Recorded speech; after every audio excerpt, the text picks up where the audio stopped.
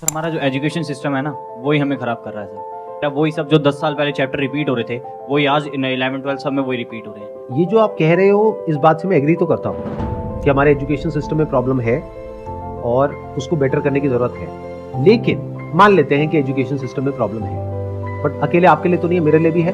یس سر. میں تو اپنے آپ کو چینج کر پا رہا ہوں, میں دیکھ پا رہا ہوں کہ ایگزیکٹلی کیا ہو رہا, چیزیں کس طرف جا رہی ہیں.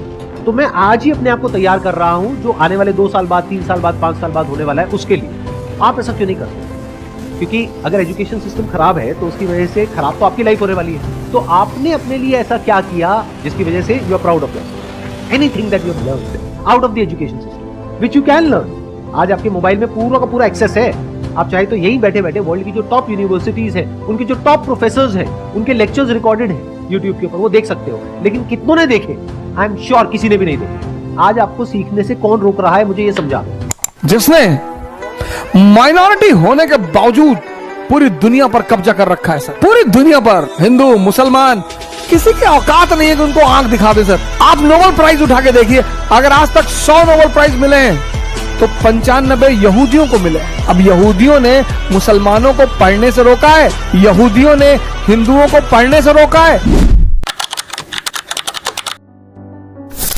پرانی ایجوکیشن سسٹم کی بنیاد کن تہذیبوں میں پڑی؟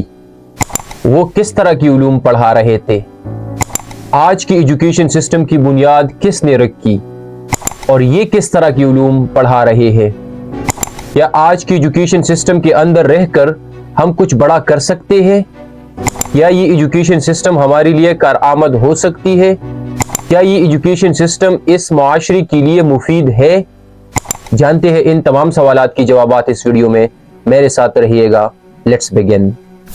دوستو, تعلیم کی روایات بہت پرانی ہے, لیکن باقاعدہ منظم تعلیمی نظام کی بنیاد قدیم تہذیبوں میں پڑی, جیسے مصر, میسوپوٹیمیا, چین اور انڈیا. ان ممالک میں تعلیم مذہبی, فلسفیانہ اور عملی مہارتوں پر مرکوز تھی, اور یوں ہوتے ہوتے تعلیم یونان میں آ پہنچی. یونان میں تعلیم کو سب سے زیادہ اہمیت ملی. سقراط, افلاطون اور ارسطو جیسے فلسفیوں نے تعلیمی اصول وضع کی. افلاطون نے اکیڈمی کی بنیاد رکھی, جو دنیا کی پہلی تعلیمی ادارے میں سے ایک سمجھا جاتا ہے. اور یوں وقت گزرتے گزرتے مڈل ایجز آ گئے. دوستو, یورپ میں چرچز نے تعلیم پر اجارہ داری حاصل کی, اور اس دور میں زیادہ تر تعلیم مذہبی تھی. پہلی یونیورسٹی اس دور میں قائم ہوئی, جیسے یونیورسٹی آف بولونیا جو کہ اٹلی میں واقع ہے, اور اس کی بنیاد 1088 عیسوی کو رکھی گئی. دوسری number per university of Oxford جو کہ انگلینڈ میں واقع ہے, اور اس کی بنیاد 1096 عیسوی میں رکھی گئی. جب یورپ میں رینیسنس آیا, یعنی 14ویں سے 17ویں صدی تک, تو تعلیم کو سائنس, آرٹ, فلسفہ اور انسانی عقل پر مرکوز کر دیا گیا. تعلیم کو صرف مذہب تک محدود نہ رکھا گیا. دوستو, اب بات کرتے ہیں ماڈرن سکولنگ سسٹم کی. تو ماڈرن سکولنگ سسٹم کی بنیاد سوئٹزرلینڈ کے ایک جوہان ہنرک پیسٹالوزی نامی شخص نے رکھی.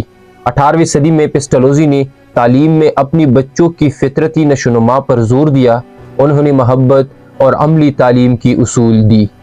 19ویں صدی میں ہوراس مان نے امریکہ میں پبلک سکول سسٹم کی بنیاد رکھی.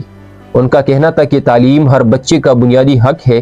انہوں نے تعلیم کو مفت, لازمی اور سیکولر یعنی غیر مذہبی بنانے کی تحریک چلائی, اور آخر کار اس ایجوکیشن سسٹم کی بنیاد رکھی گئی جس کے تحت آج پوری دنیا ایجوکیشن حاصل کر رہے ہیں. جی ہاں, میں بات کر رہا ہوں پرشین ماڈل کی. جدید دنیا میں جس ایجوکیشن سسٹم کو آج ہم دیکھتے ہیں وہ زیادہ تر جرمنی یعنی اس وقت کا پرشیا کے ماڈل پر مبنی ہے. پرشیا میں 18ویں صدی کے آخر اور 19ویں صدی کی شروع میں تعلیم کو لازمی, مفت اور ریاست کی نگرانی میں کر دیا گیا. اس ماڈل کو بعد میں امریکہ, برطانیہ, فرانس اور دنیا بھر میں اپنایا گیا. دوستو, دلچسپ بات تو یہ ہے کہ پرشین ماڈل میں طلبہ کو ایک ہی وقت پر کلاسز میں بیٹھنے, امتحان, گریڈز اور ڈسپلن سکھانے پر जोर दिया गया। यही तरीका आज भी दुनिया भर के तालीमी इदारों में इस्तेमाल हो रहा है। दोस्तों, अब समझने वाली बात यह है कि पर्शियन एजुकेशन सिस्टम में ये लोग हमें डिसिप्लिन क्यों सिखाते हैं, इन लोगों ने हमारे लिए ग्रेड्स क्यों रखी, और सबसे खतरनाक बात कि इस सिस्टम को रियासत की निगरानी में क्यों किया। क्या ये हमारे लिए ट्रैप तो नहीं? क्या इस ट्रैप में हम फंस गए हैं? इस ट्रैप के अंदर रहकर ये हमें गुलाम तो नहीं बना रहे? अगर हम इस ट्रैप के अंदर आ गए हैं तो हम अपने आप को इस ट्रैप से निकालेंगे कैसे? इन तमाम सवालात पर बहस करेंगे अगली वीडियो में। तब तक के लिए इतना ही काफी। उम्मीद करता हूँ आप लोगों को वीडियो पसंद आई होगी। वीडियो को लाइक और चैनल को सब्सक्राइब करना मत भूलिएगा। शुक्रिया।